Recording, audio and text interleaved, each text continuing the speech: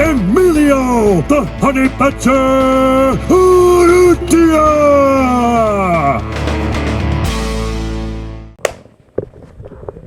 Yo, ladies and gentlemen, welcome to another episode of the Honey Badger Hour podcast. It's your boy, the Badger, and we are back.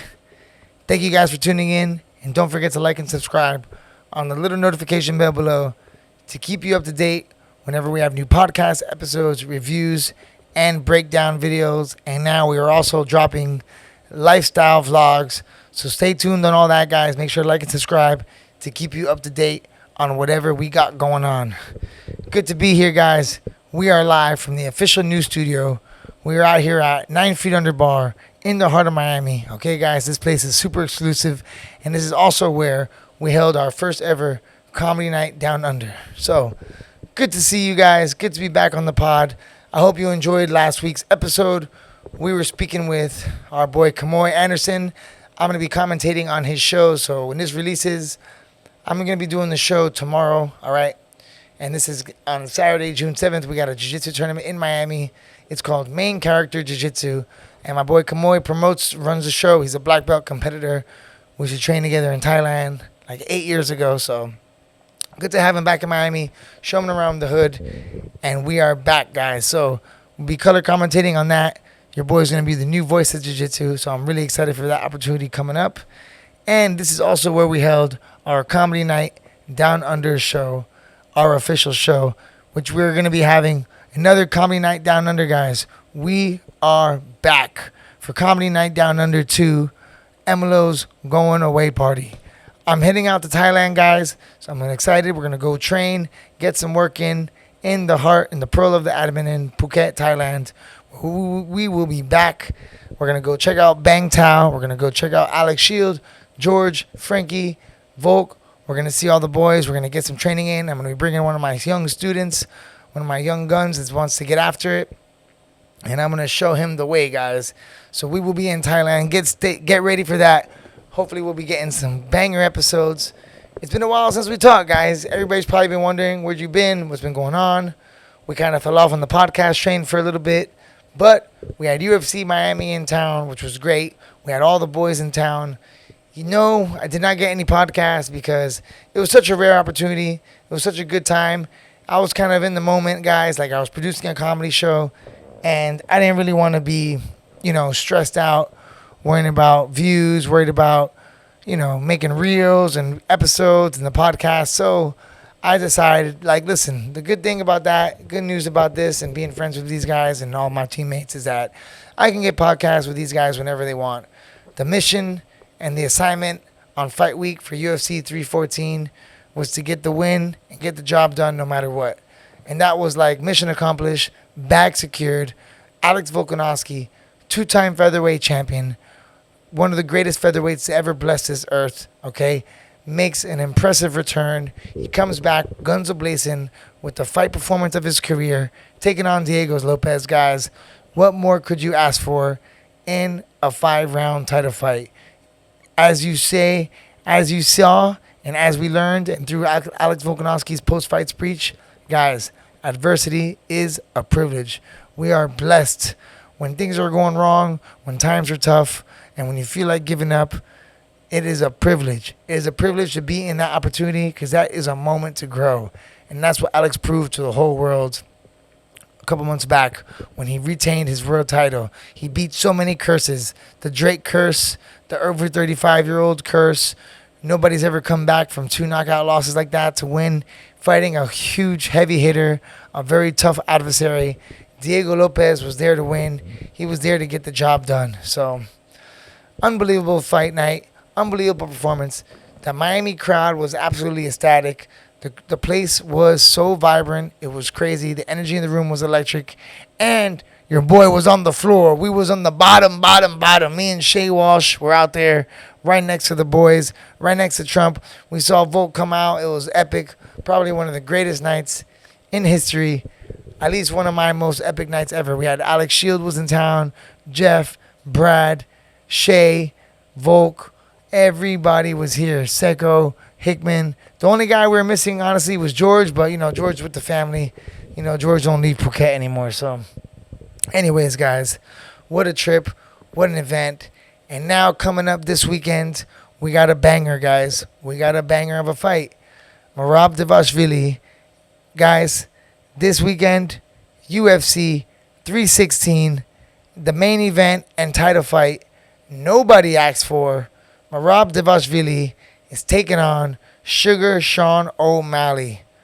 Oh my God. Sugar Sean O'Malley is off social media. Sugar Sean O'Malley is not smoking weed. He is focused. He's locked in. He ain't doom scrolling. He's not eating any fats. He's not smoking any weed. He has completely detached himself from everything, all distractions. He is trying to serve his highest self. Sugar Sean O'Malley is on a vision quest to become the greatest version of himself. This guy, you can tell, has been doing some serious shadow work. This guy has been working on the darkness, okay? What Carl Jung likes to call the shadow work. He's been doing the things that he's been trying to find his higher self. He's trying to be the best version of himself. You can tell he has locked in physically, emotionally, and mentally. Guys, I am very excited for this Sugar Sean O'Malley fight. He had a tough loss against Merab when he lost his title. However, he said he had a torn labrum, or a hip or something like this. He couldn't train that good, but he had to get surgery after the fight. He's got his excuses or whatever. I mean, listen, everybody has reasons for the way they perform, so you can't take anything away from him. He actually had a really close fight. And listen, here's the thing, guys. You've seen what Merab has done to everybody, and you see what he did to Sean O'Malley. And Sean O'Malley's thinking like, hey, man, I was not defeated like Umar was in our fight, right? Like, Sean O'Malley fought a good fight. He didn't really he didn't defend any takedowns, so he didn't get tired. But so what he's thinking is, if I lock in, if I focus, and I give myself the best chance to win, he feels that he has a 100% chance to win this fight. Is it weird that he got a title fight right away after all those killers? I mean, you got Corey Sandhagen, Peter Yan. There's a lot of good guys in line right now for the title. So it's kind of weird that he was able to get the rematch right away against Merab Dvalishvili.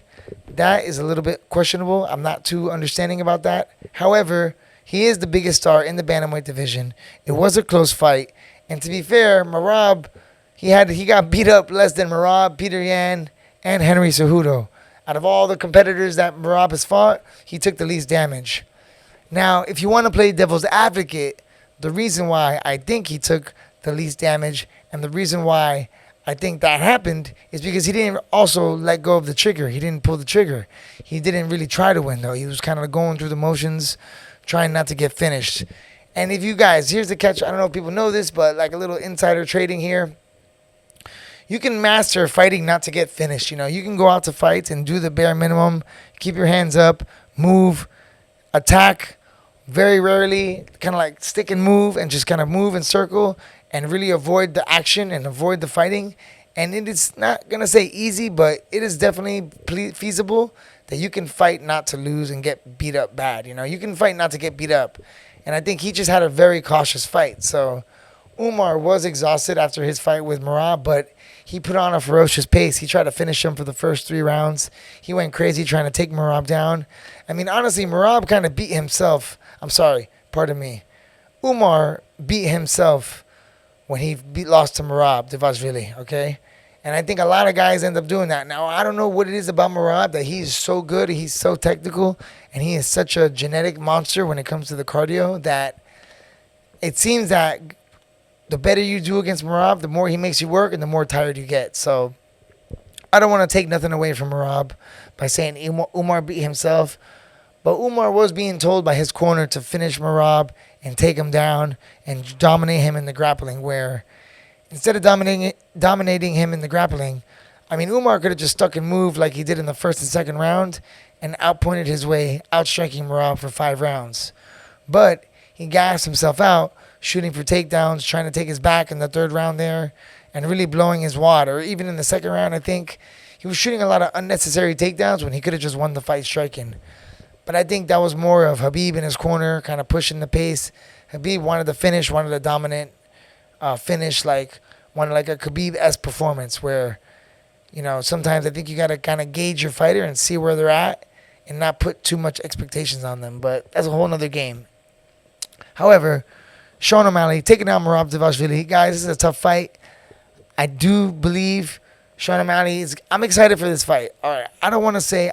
So I'll tell you how I've been feeling, guys. I do feel Sean O'Malley has a very good chance of winning this fight and is a very game opponent and can definitely get the job done. All right? I have no doubt about that.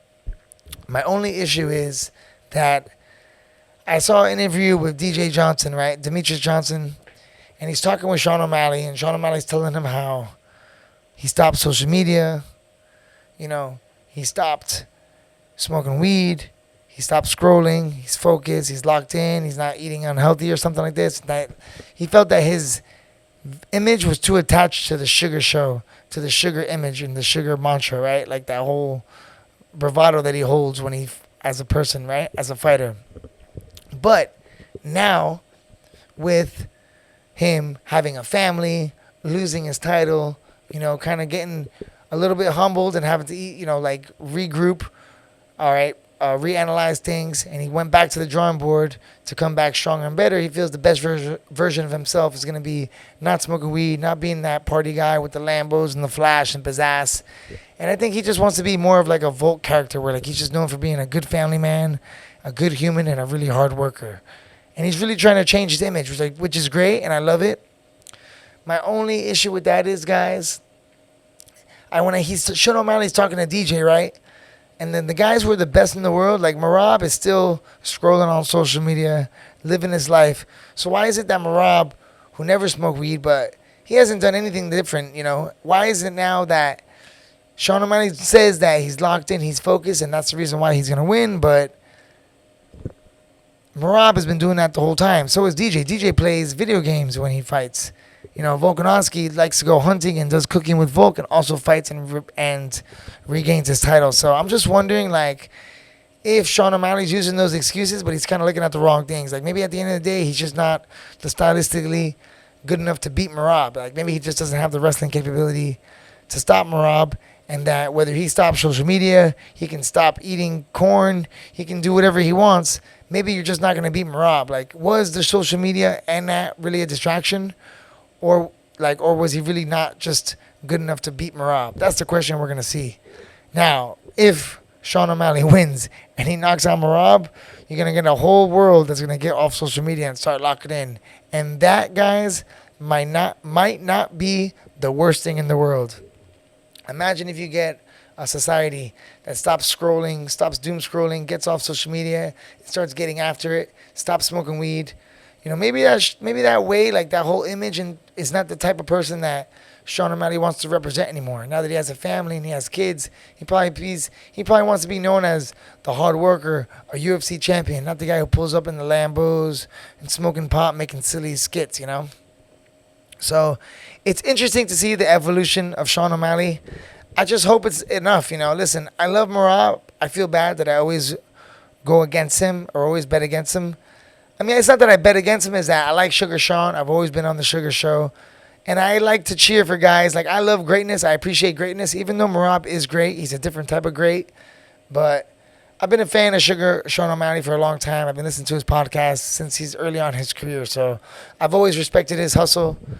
One of my favorite Sugar Sean O'Malley lines that he ever said was, "I'm the only fighter in the UFC roster on the prelims that's pulling up on a Lambo."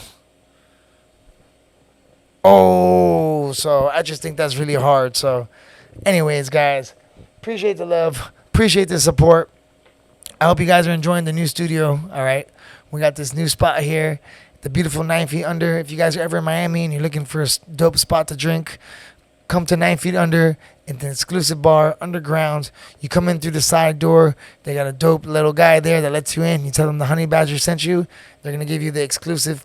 All right. They're going to give you that exclusive VIP treatment when you come as a guest of the Honey Badger, guys, okay? Tell them you're a fan of the Honey Badger Hour podcast, and they're going to roll out the red carpet for you, because that's how we roll in the 305. Join us for the biggest UFC watch party in South Florida. We are back in the 305, guys. UFC 316. Come watch the UFC 316 with your boy, the Honey Badger, at the UVA Wingwood in the heart of Miami, Florida, We're going to get the big screens rolling. DJ Mesmerize on the ones and twos. Hosted by the Honey Badger Hour and D.U. Ivan. See you guys this Saturday. Will Sugar Sean O'Malley regain his title, or Merab Dvalishvili prove once again why he is the most dominant bantamweight in UFC history? We will see you all this Saturday, June 7th, UVA Wynwood, for the biggest UFC watch party in South Florida. Let's go!